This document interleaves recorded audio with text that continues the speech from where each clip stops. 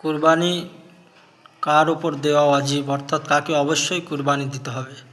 ফিকহ শাস্ত্রের মধ্যে এসেছে, কুরবানির দিনে যে ব্যক্তির কাছে নিসাব পরিমাণ সম্পদ থাকবে তার উপর কুরবানি দেওয়া হলো ওয়াজিব। কুরবানির দিন বলতে জিলহজ মাসের 10 তারিখ, 11 তারিখ এবং 12 তারিখ। আমরা জানি এই 3 দিনের মধ্যে থেকে কোনো একদিন ঈদের নামাজ এবং কুরবানি দেওয়া চলবে। তো এই 3 দিনে যদি কেউ নিসাব পরিমাণ সম্পদের মালিক হয় তার উপর কুরবানি ওয়াজিব। আর যদি এই 3 দিনের আগে অর্থাৎ কুরবানি ঈদের আগে কারোর কাছে বিপুল পরিমাণ সম্পদ আছে কিন্তু কুরবানির দিনগুলোতে তার কাছে নিসাব পরিমাণ সম্পদ নেই, সুতরাং তাকে কুরবানি দিতে হবে না, যদি দেয় নফল হবে। নিসাব পরিমাণ সম্পদ বলতে কি, যার কাছে 52.5 তোলা রূপো পরিমাণ সম্পদ থাকবে তাকে কুরবানি দিতে হবে, তার উপর কুরবানি দেওয়া ওয়াজিব। 52.5 তোলা রূপো সমপরিমাণ বর্তমানে ভরির হিসেব অনুযায়ী 61 ভরি 2 গ্রাম 360 মিলিগ্রাম।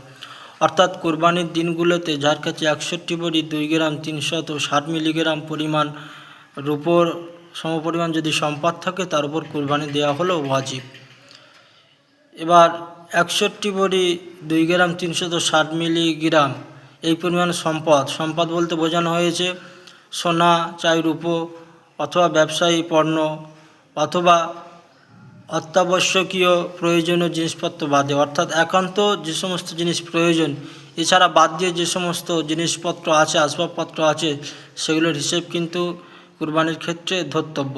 অর্থাৎ আপনার ব্যবহারের জন্য, আপনার পরিবারের জন্য 2 কামরা ঘর যথেষ্ট, কিন্তু অতিরিক্ত ঘর পড়ে আছে, সেক্ষেত্রে কিন্তু এর মূল্য কুরবানির হিসাবে ধরতে হবে। সুতরাং এক কথা এটাই যে কুরবানির দিনগুলোতে, অর্থাৎ কুরবানির দিন তার পরের 2 দিন, এই 3 দিনের মধ্যে থেকে যদি কারোর কাছে 61 ভরি 2 গ্রাম 360 মিলিগ্রাম সমপরিমাণ সম্পদ বলতে নগদ টাকা, সোনা, রূপো বা একান্ত প্রয়োজনীয় জিনিসপত্র বাদ দিয়ে এর মূল্য যদি 61 ভরি 2 গ্রাম 360 মিলিগ্রাম রূপো পরিমাণ হয়ে যায়, তাহলে আপনাকে অবশ্যই কুরবানি দিতে হবে। তবে 4টি শর্ত আছে, মনে রাখতে হবে।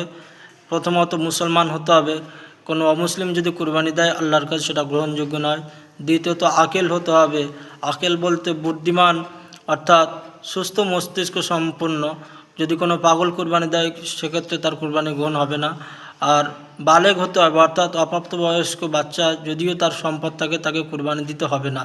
আর চতুর্থ হলো মুকিম হতে হবে, অর্থাৎ মুসাফিরের জন্য কুরবানি ওয়াজিব নয়, যদিও সে দিতে পারে, সেটা মুস্তাহাব বা নফল বলে গণ্য হবে।